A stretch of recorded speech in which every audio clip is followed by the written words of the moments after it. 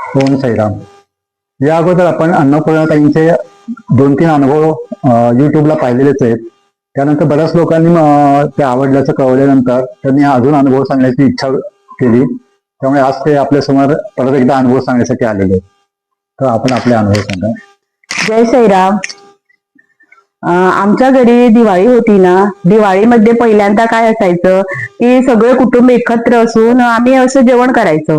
नंतर काही असं झालं आणि कोणी आलं नाही आमच्या घरी आणि प्रसाद पण केला, पण माझ्या मनात एक होतं कोणीतरी असायला हवं असतं असं म्हणून.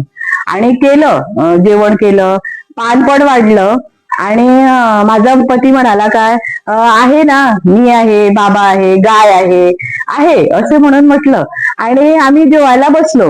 मी म्हटलं मी खातो तू खातो दिसतो आम्हाला, गाय पण खाते दिसते, पण बाबा खाणारे कसं दिसणार असे म्हणून माझ्या मनात एक विचार आला. आता बाबा म्हटलं तुम्ही खाता हे मला थोडं बघायचं आहे असं म्हणून मी बाबाला जस्ट मनातलं म्हटलं. एवढ्यात काय झालं, कोणीतरी हाक मारली बाहेर.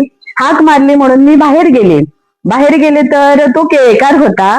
तो म्हणाला केळी हवी का. आणि आमच्या घरी तर त्या दिवशी खूपच फ्रुट्स होते. दिवाळी म्हटलं तर अगोदर आणतोच ना.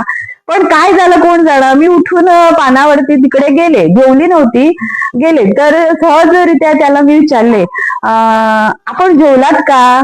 त्या म्हणाले नाही जेवलो आता मी, असं घरी जाऊन जेवणार. मी म्हटलं येता का फराळ घ्यायला, येता आपण असं. तो फार खुश झाला, मला फराळचं विचारतात असं म्हणून.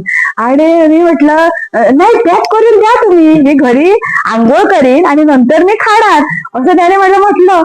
आणि मी अक्षरशः जाम खुश. म्हणजे काय, मी आत्ताच बाबाला विचारलं होतं ना बाबा तुम्ही खाणार हे मला कसं दिसणार. आणि बाबा प्रत्यक्ष त्या केळीवाल्याच्या रूपाने येऊन तो प्रसाद सगळं काही केलं होतं ना, तो पॅक करून मी पार्सल करून त्यांना दिला. आणि असं माझा अनुभव म्हणजे बाबाने मला दाखवून दिलं की मी आहे बाबा, तू जर काही म्हण मी तुला ते देणारच. आणि असं करून बाबाने तो प्रसाद ग्रहण केला. हा माझा म्हणजे बाबाकडे कनेक्ट होण्याचा हा एक गोड अनुभव माझा. आणि एवढंच नाही तर त्या दिवशी दिवाळीमध्ये हे करतात ना, शेण लावतात बघा, मागे त्यानंतर त्यावरती कारीट ठेवतात. मी रात्री म्हटलं काय अरे बाबा शेण आणायला मी विसरले, पती पण विसरला, आता काय करायचे. रात्री ना माझ्या स्वप्नात शेण दिसायला लागले. अरे रे हे काय, स्वप्नात तर काही वेगळं वेगळं, हे काय शेणच दिसते मला असं म्हणून हसतच उठले सकाळ पुढे. नंतर काय बघितलं की दारासमोरच शेणाचे थापे 2 दिन होते.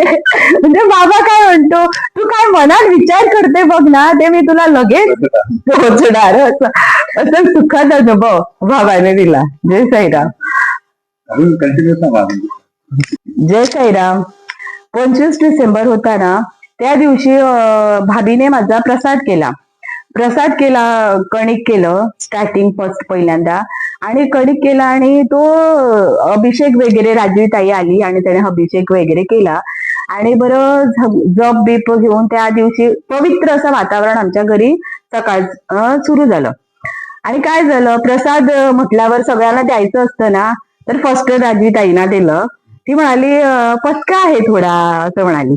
म्हटलं म्हणजे गोड नाही आहे तो, हा कमी आहे, त्यातमध्ये साखर नाही आहे, म्हणजे स्वादिष्ट नाही बनला आहे असं.